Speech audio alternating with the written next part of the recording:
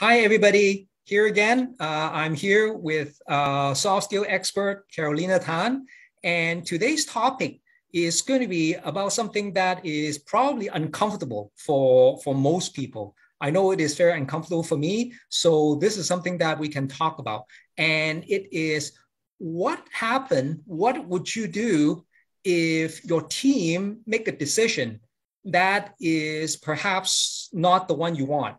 And in fact, it is the opposite of what you want. So it's 180 degrees away from what you want to do. Now, what are you going to do? So we're going to ask Carolina and shed some light into what would be the best thing, best attitude to have in that situation there. Okay, Carolina? Thank you. Hi, Patrick, and hello to all our ET followers out there. So it's another recording once again. Well, to sum it up in one phrase for our working title today, we can actually mention disagree and commit for teamwork. Because many times, we may not agree in terms of viewpoints, in terms of opinions, but know what? This is actually a management principle that clearly states it's okay for you and I, for individuals. We are allowed to disagree, provided that nothing or no decision has been made yet. But the moment a decision has been made, you and I, all of us in the entire team, have to be on board 100%. So that's, to sum it up, that's that.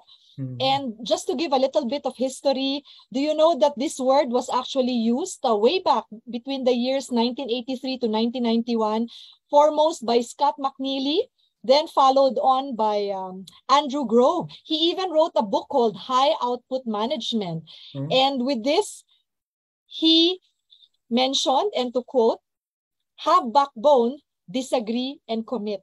So in terms of topic relevance today, let's just give a simple scenario. What if, let's say, an individual is the chief information officer in a company, and that person knows very well that the cloud will have a tremendous effect and impact on the company. Of course, he is not the main decision maker because he needs to check with the chief financial officer. And what if the CFO says, well, it's not exactly viable right now because economic projections are not convincing. And apart from that, the CEO himself says, I don't think it's a priority right now. So in other words, you have people already disagreeing, in this regard. So how then can we proceed? Is it easier said than done? Is it something worth fighting for? Well, if we actually look at the example of another, we go back to Jeff Bezos. I remember reading this article when he was just very young then and was working in what we call a wholesale wallpaper warehouse. Imagine he and his colleague at the time had to move 8,000 boxes out of the way. Wow, that is such a humongous task to do. But imagine, to make a long story short, he may not have wanted to do it. Nobody would wanted to do it. No. But eventually, they figured that things need to get done, and they agreed to commit to it. And in the end, what happened was they were able to free up about a third more of the space, which made it very, very productive for the whole company. So that's just like examples. Yeah, it's very hard. I find that, once I want to do certain things in a certain way and other people don't see it that way, it's very frustrating. And especially if the whole team just want to do something else. And it gets very tricky in thinking about something like that. Is there any kind of experiences where the decision being made, like you were saying, that you commit to it, does it make the process better? Like you were saying that Jeff Bezos was able to move and clear up 1/3 of the space and so on. Is that more of the norm, or is that more of exception in that regard? it's not a common want, or meaning that's not the natural reaction of everyone. But you know, if we look at it from the context of people like having a meeting, if there's no conflict, then maybe you and I should ask ourselves, maybe we're not having a good meeting at all. If there's no like a disagreement or conflict with our team, let's think again. Maybe we do not have a cohesive team in the first place, right? Yeah. So there are actually benefits to people.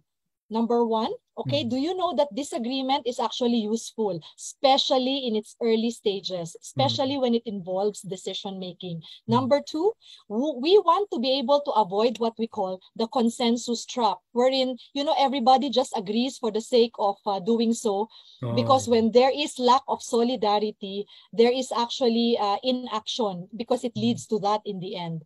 And number three, what is the top three benefit? It teaches you and I, okay, to lead with our guts, all right, to keep an open mind and to keep our concern for people intact and still remain human throughout the process. Well, I also come to realization that sometimes, you know, if the whole team has the alignment all together, even if it is not the best decision, even if it is somewhat of a mediocre decision, if the whole team is behind it and the execution is wholehearted without anybody thinking about, you know, small talk behind the scene and worse, sabotaging the whole idea, when everybody really commit to it, the results usually it's better than, you know, a brilliant decision, but everybody is kind of going their own way, and it's not centralized, it's not focused. So yeah. So thank you. I think it's a very good insight into something like this. And not only that, it's like you and I, like riding on the same boat. You know, if we decide to, you know, pull together, it will get us somewhere. So as part of our like end part, which is what we call inspirational insights, okay, as part of that, okay, number one, what tips can we give to make it really very practical and doable?